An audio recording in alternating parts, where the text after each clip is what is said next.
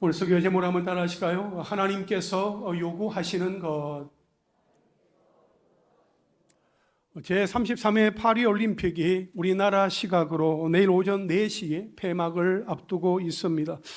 우리나라는 처음에 목표로 삼았던 금메달 5개보다 훨씬 더 많은 금메달을 수확하는 성과를 거두었습니다.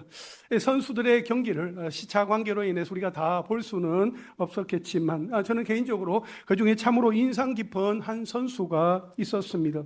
올해 20살인 탁구 국가대표 신유빈 선수입니다. 사진을 한번 볼까요? 네. 어린 시절부터 최근에 이제 경기하는 모습의 사진입니다. 사실 신유빈 선수는 어릴 때 아빠로부터 탁구를 배우면서 올림픽 금메달의 꿈을 키워왔습니다. 어린 시절부터 성장하는 모습을 온 국민이 지켜보면서 응원해 왔다고 해도 과언이 아닙니다.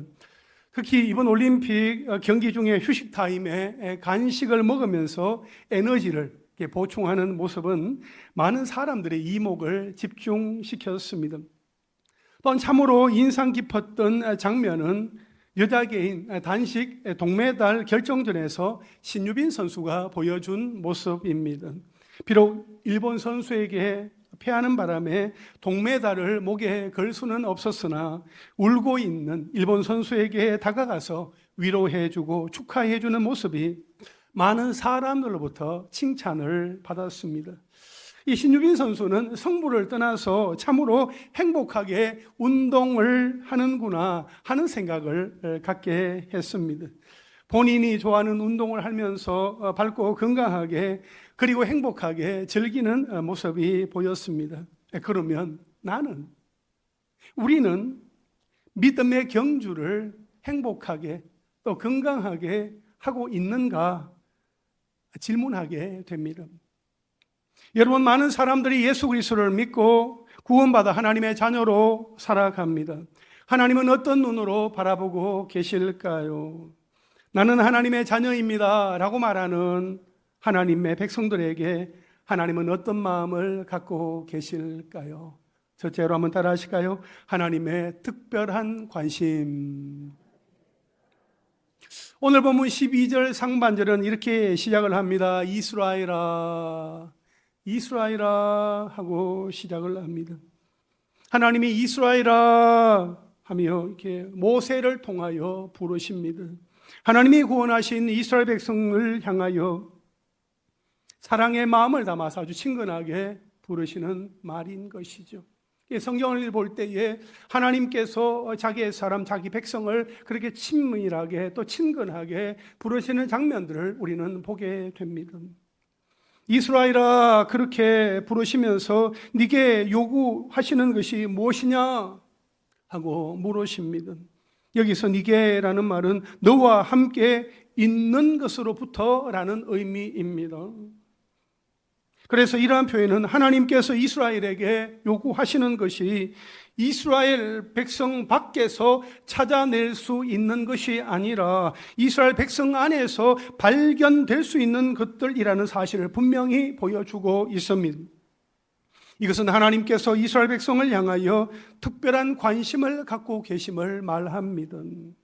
그렇습니다. 하나님은 이스라엘 민족과 이스라엘 백성 개개인에게 관심을 갖고 계셨으며 그들에게 강제적으로 하나님을 추종하게 하시는 것이 아니라 그들 내부에서 일어나는 인격의 변화에 의한 자발적인 순종과 헌신을 요구하십니다.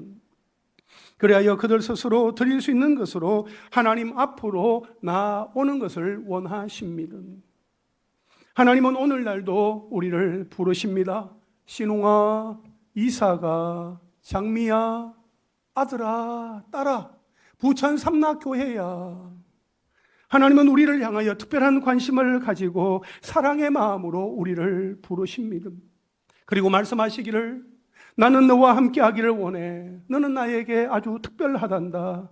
네 밖에 있는 그 어떤 것이 아니라 네 안에 있는 모습 그대로 자원하는 마음으로 나에게 가까이 나오기를 원해 하십니다.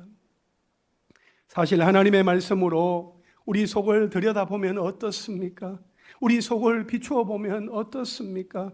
하나님께서 기뻐하실 만한 마음도 있을 것이고 흐뭇하게 미소 지으실 만한 흔적도 남아 있을 것입니다. 또 한편으로는 안타까워하실 만한 실수도 있을 것이고 근심하실 만한 오점도 있을 것입니다. 그래서 지금 나의 모습, 우리의 형편이 어떠한지 너무나 잘 아시는 하나님이 우리 각 사람, 우리 자신의 한계를 인정하고 하나님 앞으로 나오기를 원하십니다. 우리 스스로 자책하던 것을 멈추고 하나님 앞으로 나와 도움을 구하기를 원하십니다. 나는 왜 이럴까? 나는 왜 이것밖에 못할까? 나는 왜 이 모양인 걸까? 그렇게 한탄하면서 자신의 가슴을 치고 있는 그 자리에서 멈추고 하나님 앞으로 정말 그 넓은 품에 안아주기를 기다리시는 그 하나님 앞으로 나아오기를 하나님은 원하시고 계신다 하는 것입니다. 그러므로 하나님이 우리를 부르실 때에, 하나님이 우리를 찾아오실 때에 주저하지 말고 우리에게 특별한 관심을 갖고 계신 하나님 앞으로 당당하게 나아가는 은혜가 있으시기를 간절히 바랍니다. 둘째로 한번 따라하실까요? 하나님께서 요구하시는 것. 웨스트민스터 소요리 문답 제39문에 보면 하나님께서 사람에게 요구하시는 의무는 무엇인가요? 이렇게 질문하고 있어요. 우리 함께 답해 보겠습니다. 시작. 하나님께서 사람에게 요구하시는 의무는 그가 나타내신 뜻대로 순종하는 것입니다 라고 했습니다. 여러분, 하나님께서 사람에게 요구하시는 것, 하나님께서 요구하시는 의무는 하나님이 나타내신 뜻대로 뭐 하는 것이라고요? 순종하는 것이라고 했습니다. 우리는 가정이나 교회, 학교나 일터에서 하나님의 뜻에 합당한 삶을 살기를 원합니다. 하나님은 그런 우리에게 하나님께서 원하시는 인간의 수준이 어떤 것인지를 처음 나타내신 순종의 규칙이 도덕법입니다. 이 도덕법이 성경을 통해서 율법이라는 다양한 형태로 나타나게 되었으며, 그리고 압축적으로 요약 설명된 것이 바로 십계명입니다. 하나님은 우리와 아무 상관없이 가만히 계시는 낯선 분이 아니십니다. 나에게 다가오셔서 속삭이시고 순종을 요구하십니다. 그 순종을 요구하실 때도 그저 일방적으로 로봇에게 프로그래밍하듯 정말 명령하듯 하지 않으시고, 마치 우리를 하나님과 대등한 존재인 것처럼 인격체로 대해 주시고 인격적으로 순종할 법을 주셨다 하는 것입니다. 지극히 높으신 하나님이 아주 보잘것없는 피조물에 불과한 우리에게 오셔서 말씀을 건네신다 하는 그 자체가 감사인 것입니다. 하나님은 우리에게 하나님이 친히 나타내신 것을 순종하라고 하십니다. 여러분, 하나님은 친히 우리에게 그분의 뜻을 나타내시며 도덕법을 규칙적으로 주시며 순종하게 하신 것은 어쩌면 마치 우리에게 서로 사랑하자고 부르시는 것이다 라고 할 수 있습니다. 하나님이 우리에게 요구하시는 것은 뭘 좀 해달라거나 뭔가를 이루어내어라 하는 것들이 아니고 하나님을 사랑하라는 것입니다. 그것뿐입니다. 이렇듯 하나님은 하나님이 친히 나타내신 모든 뜻을 통하여 하나님을 사랑하라고 우리에게 요구하십니다. 여러분, 우리는 대한민국 국민으로서 감당해야 할 중요한 4대 의무가 있습니다. 근로의 의무, 납세의 의무, 국방의 의무, 그리고 교육의 의무입니다. 물론 그 외에도 또 몇 가지의 또 의무들이 있습니다만은 이 의무는 우리가 대한민국 땅에서 대한민국 국민으로서 살아갈 때에 반드시 지켜야 하는 것입니다. 그처럼 우리가 하나님 나라의 백성으로서 감당해야 할 의무가 있다 하는 것입니다. 오늘 본문 12절 말씀 함께 읽겠습니다. 시작. 이스라엘아, 내 하나님 여호와께서 내게 요구하시는 것이 무엇이냐? 곧 내 하나님 여호와를 경외하여 그의 모든 도를 행하고 그를 사랑하며 마음을 다하고 뜻을 다하여 내 하나님 여호와를 섬기고. 아멘. 여러분, 이 말씀은 하나님께서 요구하시는 것이요, 하나님의 백성들이 지켜야 할 도리인데, 그게 네 가지로 정리할 수 있습니다. 첫째로 하나님을 경외하는 것입니다. 12절 중반절에 보면 내 하나님 여호와를 경외하여 라고 말씀하고 있습니다. 여러분, 경외란 존경심, 사랑, 거룩한 두려움을 의미합니다. 그래서 하나님을 경외한다는 말은 하나님을 존경하고 사랑하며 두려워한다는 말입니다. 경외라는 단어가 성경에서는 대부분 왕이나 하나님께 대한 존경이나 경외심을 가리키는데 사용되었습니다. 잠언 24장 21절에 보면 내 아들아 여호와와 왕을 경외하고 했습니다. 내 아들아 여호와와 왕을 경외하고 반역자와 더불어 사귀지 말라 했습니다. 여러분, 하나님께 대한 진정한 경외는 두려움을 동반합니다. 이런 두려움은 우리로 하여금 하나님을 멀리하게 하는 것이 아니라 하나님을 더욱더 온전히 따르게 해 줍니다. 어떤 외부적인 어려움과 박해와 그 시험에도 두려워하지 않고 그대로 순종하는 것이 하나님께 대한 진정한 경외입니다. 우리는 성경에서 하나님을 경외했던 사람들을 알고 있습니다. 대표적인 사람으로는 아브라함, 요셉, 욥, 히브리 산파들, 아합 왕궁의 오바댜, 히스기야 왕, 그리고 백부장 고넬료를 들 수 있지요. 이 중에서 특히 사도행전 10장 22절에 보면 백부장 고넬료는 어떤 사람이라고 했습니까? 의인이요 하나님을 경외하는 사람이라. 의인이요 하나님을 경외하는 사람이라 했습니다. 여러분, 의인과 이 하나님을 경외하는 사람은 따로 갈 수 없습니다. 의인과 하나님을 경외하는 사람은 항상 같이 가게 되어 있습니다. 그래서 하나님을 경외하는 사람, 하나님을 두려워하는 사람이라면 하나님이 보고 계시니까 의를 행하게 되어 있습니다. 일상에서 의를 행하려고 몸부림할 수밖에 없다는 거예요. 그런데 하나님을 경외한다고 하면서 불의를 행한다, 죄로 가득하다? 만약 그렇다면 그 사람은 하나님을 경외하는 것, 하나님을 두려워하는 것이 아니라 하나님을 이용하고 있는 것입니다. 여러분, 우리가 진실로 하나님을 경외한다, 두려워한다, 사랑한다면 하나님을 더욱 의식할 수 있게 되기를 바랍니다.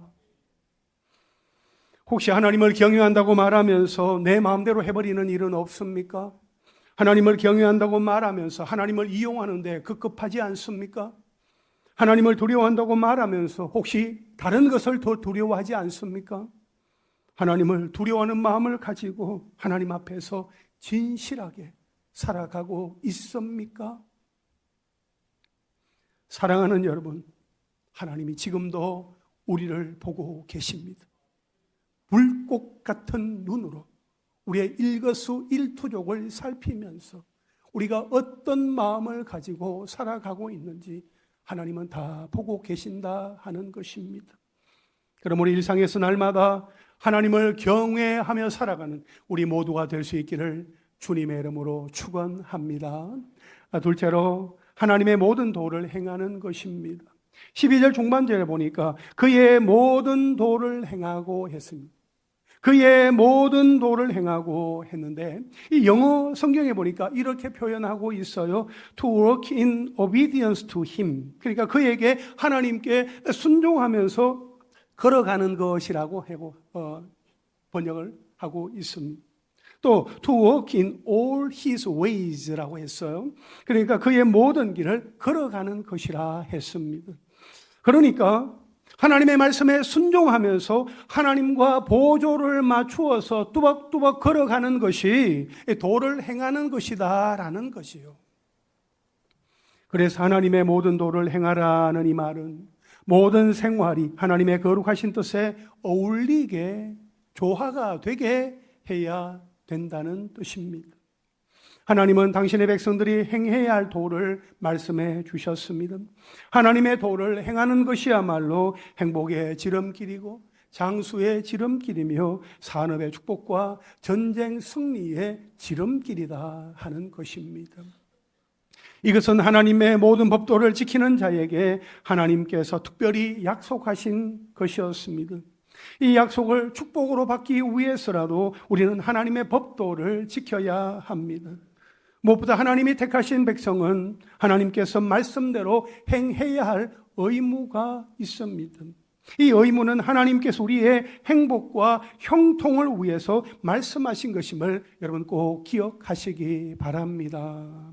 신명기 29장 9절에 보면 그런즉 너희는 이 언약의 말씀을 지켜 행하라 했습니다. 그리하면 너희가 하는 모든 일이 어떻게 된다고요? 형통하리라. successful.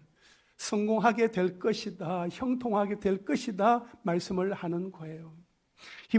요수아 1장 8절에도 보면 이 율법책을 내 입에서 떠나지 말게 하며 주야로 그것을 묵상하여 그 안에 기록된 대로 다 지켜 행하라 했습니다. 그리하면 내 길이 평탄하게 될 것이며 네가 형통하리라. 번영하게 되고 성공하게 될 것을 말씀하고 있어요. 이처럼 하나님의 법도 하나님의 말씀을 지켜 행하면 평탄하게 되고 형통하게 될 것을 분명히 우리에게 강조해 주고 있습니다. 하나님은 평탄, 형통의 복을 예비해 놓으셨기에 오늘 이 시대를 살아가고 있는 우리에게도 하나님의 모든 도를 지켜 행하라, 그렇게 말씀을 하십니다. 아무쪼록 하나님의 도를 지켜 행함으로 모든 민족 위에 뛰어나게 하시는 그 하나님의 축복을 받아 누리는 하나님의 사람들 다 되시기를 주님의 이름으로 축복합니다. 셋째로 하나님을 사랑하라는 것입니다. 12절 중반절에 보면 그를 사랑하며 하나님을 사랑하며 라고 말씀을 하고 있는 것이요. 여러분, 하나님을 사랑하는 것은 하나님을 나보다 먼저 생각하고 그분을 나의 근본으로 삼는 삶을 살아야 한다 하는 것을 뜻합니다.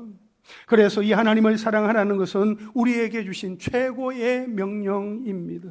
이것은 하나님께서 우리의 사랑을 받아들이신다는 것이며 또한 우리의 사랑을 원하고 계신다는 뜻이에요. 아니, 전능하신 창조주 하나님께서 허물 많고 실수투성이인 피조물에 불과한 우리의 사랑을 원하신다니 얼마나 놀랍습니까? 얼마나 큰 영광입니까? 여러분, 우리에게는 하나님을 사랑할 수 있는 특권이 주어져 있습니다. 그것이 우리에게는 놀라운 복인 것이지요. 그리고 우리가 하나님을 사랑할 수 있는 것은 하나님께서 먼저 나를 사랑하셨기 때문입니다. 요한일서 4장 19절에 보면 우리가 사랑함은 그가 먼저 우리를 사랑하셨습니다 말씀을 하고 있습니다. 우리가 하나님을 사랑하게 되는 것은요, 하나님께서 먼저 우리를 사랑하셨기 때문이라고 말씀을 하고 있어요. 하나님은 애굽에서 종되었던 이스라엘 백성들을 구원하셨습니다. 왜요? 그들을 사랑하셨기 때문입니다. 이스라엘 백성들이 구원해 달라고 부르짖기도 전에 이미 그들을 사랑하사 구원해 주셨습니다. 그래서 하나님은 구원하기까지 사랑하신 것에 대하여서 너희가 나를 사랑하라, 나를 사랑하여라, 하나님은 그렇게 요구하고 계시는 것입니다. 여러분, 하나님을 사랑한다는 말의 의미는 무엇입니까? 그것은 하나님의 계명을 지킨다는 것입니다. 하나님을 사랑하는 사람은요, 하나님께서 말씀하신 계명을 지키게 되어 있습니다. 또 하나님의 계명을 지킨다는 것은 악을 미워하는 것이며 이웃을 사랑하는 것이다 라고 이렇게 표현할 수 있습니다. 그러므로 우리는 하나님의 이름으로 이웃을 사랑하여 하나님께 대한 그 사랑을 실천하는 자로 살아갈 수 있게 되기를 주님의 이름으로 축원합니다. 하나님께서 요구하시는 것, 넷째로 하나님을 섬기는 것입니다. 12절 하반절에 보니까 마음을 다하고 뜻을 다하여 내 하나님 여호와를 섬기고 했습니다.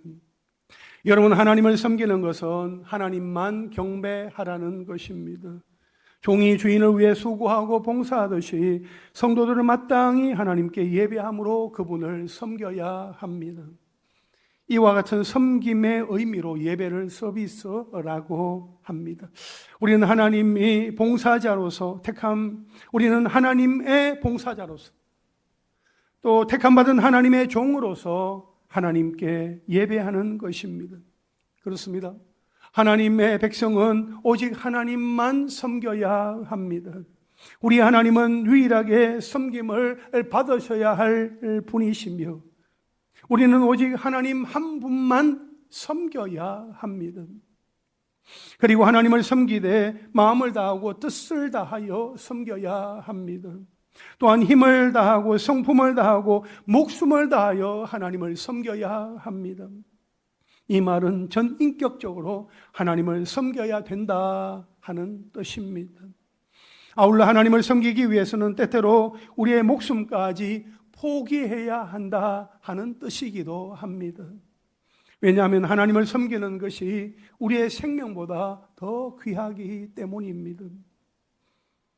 예수를 믿고 하나님을 섬기는 것이 참으로 귀한 줄 알고 예수님이 가신 그 십자가의 길을 걸어가며 순교하는 것도 아끼지 않았던 예수님의 제자들이 있었습니다. 또한 예수를 믿는다는 그 이유만 하나만으로 모진 고난과 박해 속에 순교의 제물이 되었던 순교자들이 있었습니다. 그리고 수많은 고문과 회유 앞에서도 목숨을 내어놓고 신앙을 지킨 이들이 있었습니다.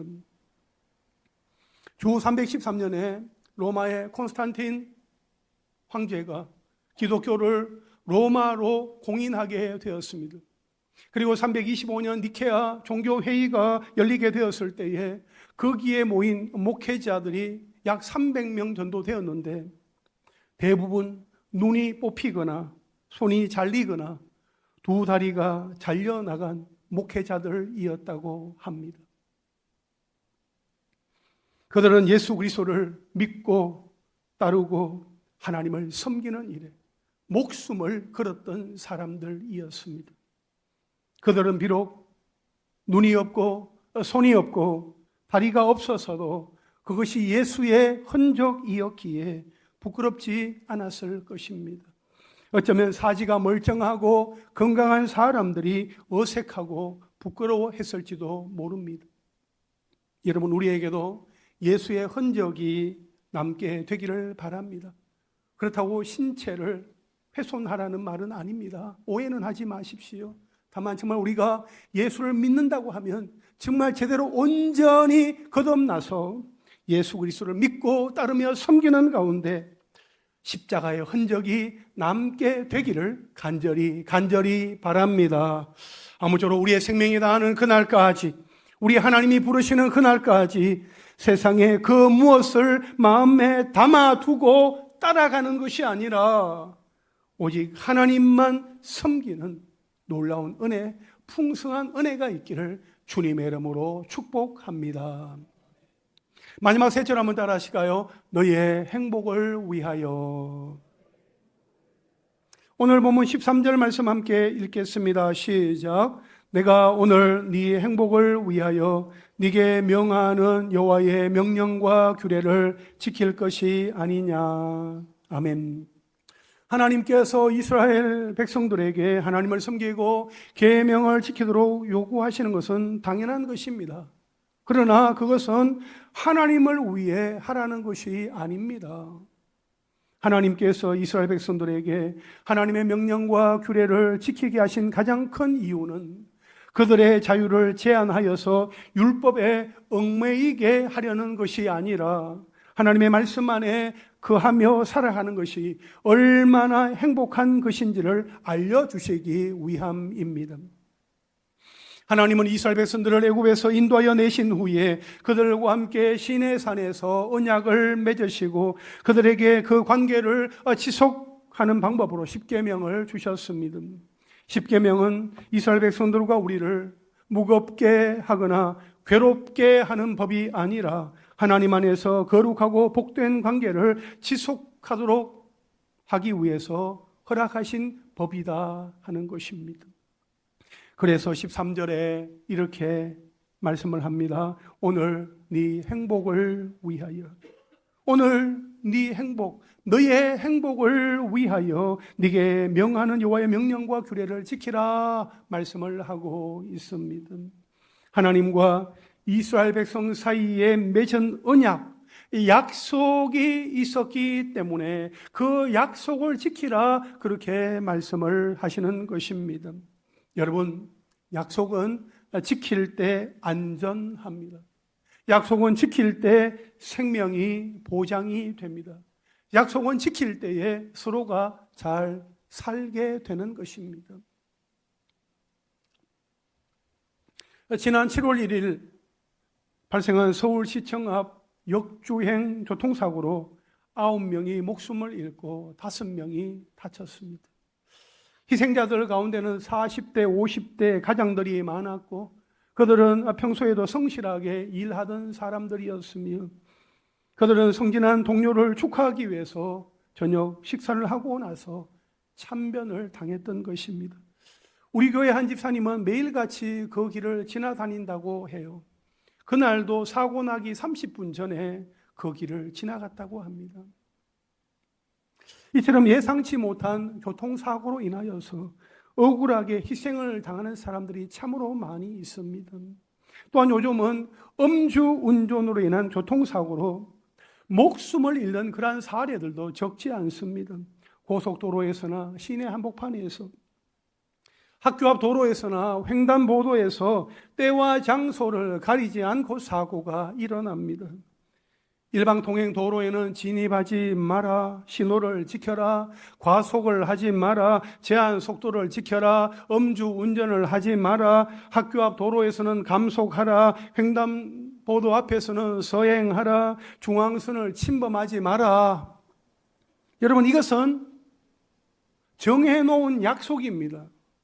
이 약속은 서로가 잘 지켜야만 모두에게 유익한 것입니다. 한 사람이 아무리 약속을 잘 지켜도 다른 한 사람이 약속을 파기해버리면 인명과 재산의 손해와 손실을 겪게 됩니다. 그만큼 약속이란 중요한 것입니다. 하나님께서 이스라엘 백성들과 약속을 정하셨습니다.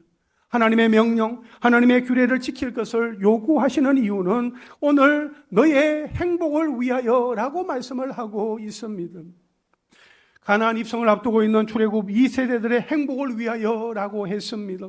이스라엘 백성이 자신들의 행복을 위해서 하나님의 모든 규례와 명령을 지켜야 할 것을 언급하고 계십니다. 아울러 이 말씀은 오늘 이 시대를 살아가는 우리에게도 동일하게 적용되는 말씀입니다. 하나님은 오늘 우리의 행복을 위하여 하나님의 규례와 명령, 약속을 지킬 것을 명령하십니다. 여러분, 하나님께서 자기 백성에게 율법을 주신 것은 그들을 속박하기 위함이 아니라 행복하게 하시려는 것입니다. 자기 백성을 향하신 하나님의 최대 관심사는 그들의 행복입니다. 자기 백성이 복을 받고 모든 약속에 동참하게 하시려고 하나님의 계명을 주셨으며 또한 지킬 것을 요구하신 것입니다.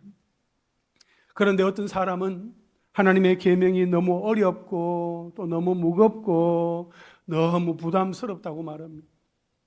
지킬 수도 없는 것을 주시고 부담까지 지우셨다고 투덜투덜댑니다. 그러나 그렇게 반응하는 사람은 아직 하나님에 대해서 잘 모르고 있는 것입니다. 하나님은 우리의 행복을 위하여 규례와 명령을 주셨지 짐을 지우기 위해서 우리를 피곤하게 하시려고 주신 것이 아니다 하는 것입니다. 하나님은 우리의 행복을 위해서 아들까지도 내어주셨습니다. 그만큼 우리를 사랑하십니다. 아무것도 아끼지 않고 내어주실 정도로 우리를 사랑하십니다. 부모가 사랑하는 자녀의 행복을 바라는 것 그 이상으로 하나님은 우리의 행복을 원하고 계십니다. 하나님은 복음을 듣고 자기가 흉악한 죄인임을 깨닫고 회개하며 예수 그리스도를 구주와 주님으로 모시고 살아가는 구원받은 사람이 하나님의 명령과 규례를 지켜 행함으로 행복을 누리며 살아가기를 원하십니다. 하나님 자신을 위해서가 아니라 구원받은 백성이 하나님의 자녀로 살아가는 행복을 위해서입니다. 송경민 목사님이 지은 찬양곡 행복이라는 그 가사를 보면 화려하지 않아도 정결하게 사는 삶, 가진 것이 적어도 감사하며 사는 삶, 내게 주신 작은 일 나눠주며 사는 삶, 이것이 나의 삶의 행복이라오.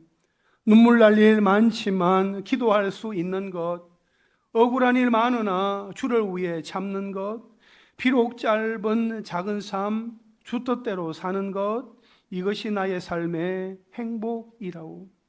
이것이 행복이라오.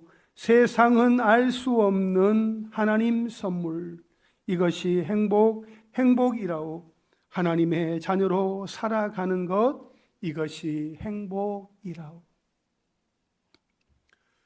여러분, 질문을 잘 듣고 대답해 보십시오. 여러분 행복하십니까? 여러분 정말 행복하십니까? 하나님은 예수 믿고 구원받은 자마다 행복하기를 원하십니다.